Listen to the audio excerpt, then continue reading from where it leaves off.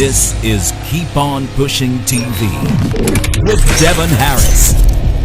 Not only was I terrified of public speaking, but I was also exquisitely bad at it too. I mean, I was terrible. So I had to figure out how to overcome this fear that I have about speaking in front of a group of 5, let alone a group of, 5 million. Truth is, it's the consistent hard work every single day that pushes you out of your comfort zone and helps you improve. I started by just taking really small bites.